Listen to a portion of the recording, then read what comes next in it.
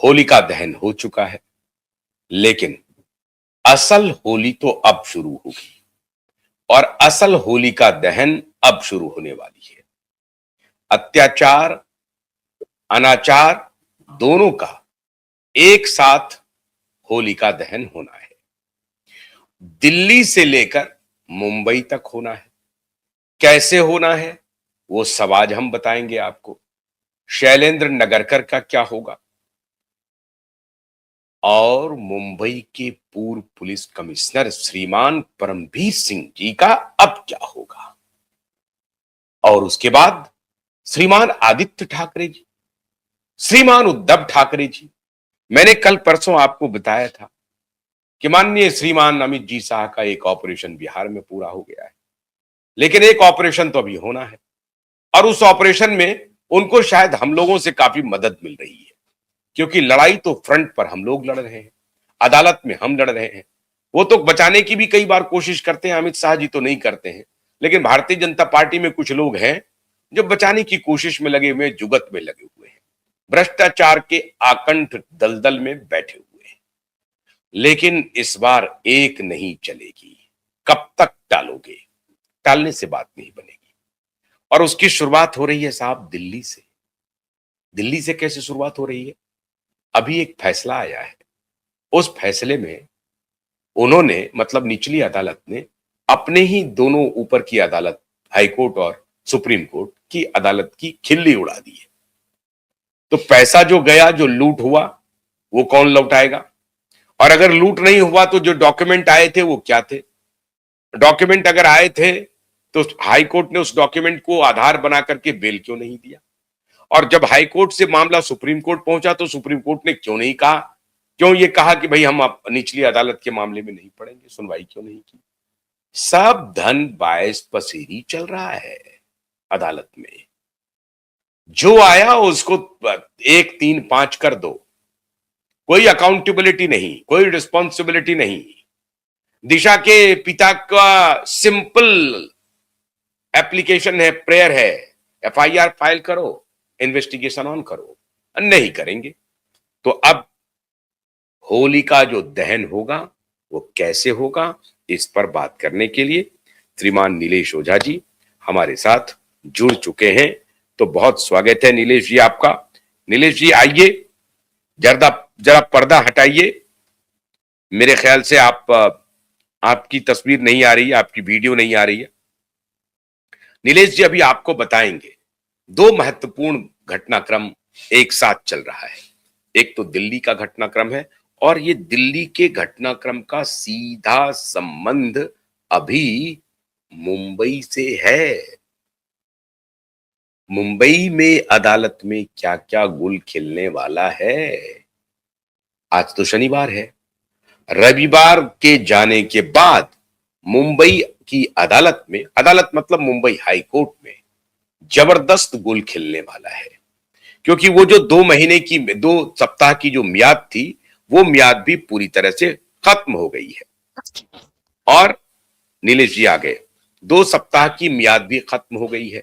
अब एक साथ कंसर्टेड अटैक कर रहे हैं नीलेश जी, दिल्ली में भी कर रहे हैं और मुंबई में भी कर रहे हैं। दिल्ली के कैसे, अब ये दिल्ली तक इनकी पहुंच हो गई है।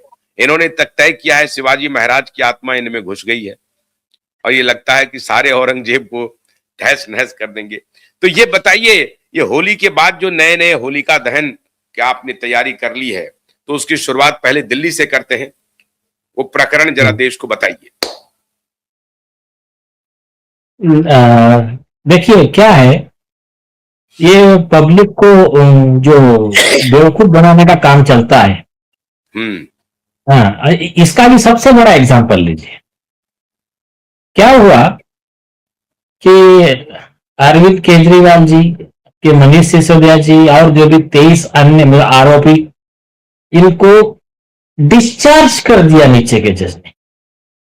अब डिस्चार्ज करने के बाद में इनकी इंटरव्यू आते हैं, कोर्ट ने डिक्लेयर कर दिया कि अरविंद केजरीवाल कट्टर ईमानदार है। बताइए, वो इंटरव्यू में आके कैमरा पर बोल रहा है वो इंसान। हाँ ठीक है, अभी आप सुनिए। पहली चीज, इस मैटर में ज्यादा लॉ में मत जाइए, कॉमन मैन के लैंग्वेज में मैं बताता हूं। ऐसा मान लो नीचे का जज सही कह रहा है और अरविंद केजरीवाल जी भी सही कह रहे हैं, तो उसके क्या अर्थ निकलते हैं? उसके ये अर्थ निकलते हैं कि इसके पहले जो हाई कोर्ट और सुप्रीम कोर्ट ने इनको साल साल भर जेल में रखा, तो वो गलत है, फिर वो बिल्कुल गलत है ना।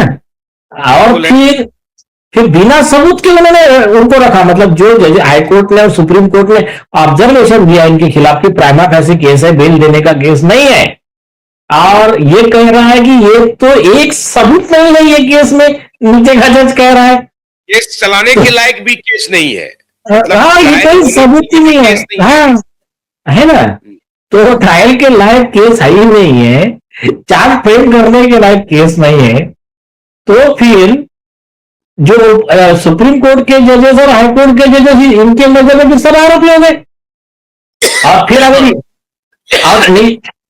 और नीचे की बात, जजेस की बात अगर सही मान ले नीचे के जज की, तो फिर क्या होता है, ऊपर के जजेस पे आईपीसी 220, मतलब जो बीएनएस का जो नया सेक्शन है 258 259 जो भी है, वो लागू हो जाते हैं। कि वो क्या कहता है कि बिना किसी कारण के किसी व्यक्ति को अनलॉफुली डिटेन करना या किसी को खुश करने के लिए, या पुलिस वाले ने पॉलिटिकल लीडर के कहने पे खुश करने के लिए किसी को अरेस्ट कर लिया, उसमें सुप्रीम कोर्ट का जजमेंट है, तो बोले आईपीसी 220 का 7 साल की सजा का हकदार है। और वो जो सेक्शन है 220, वो सारे अधिकारी और जजेस को सबको लागू होता है। उसमें लिखा है कि those who are having authority to save a person for trial. अब उसमें और आगे लिखा है कि मतलब मैंने से इसलिए वो जो भी वर्ड है उसके आगे समा अरुणा का जो लीगल मैलिस के जजमेंट है, क्या कहते हैं सुप्रीम कोर्ट के, कि जज ये डिफेंस नहीं ले सकता कि मुझे लॉ नहीं मालूम था। It is presumption that you are suppose to know the law. और आपने अगर कुछ किसके आपके वजह से किसी को इंजरी हुई है, अधिकारों का हनन हुआ है, आप कॉम्पेंसेशन देने को भी बाउंड है और आप सजा के भी हकदार, ये लॉ है। तो अगर अरविंद केजरीवाल की नीचे की जज की बात मान ले, तो फिर हाईकोर्ट जज और सुप्रीम कोर्ट जज दोनों आरोपी हो गए।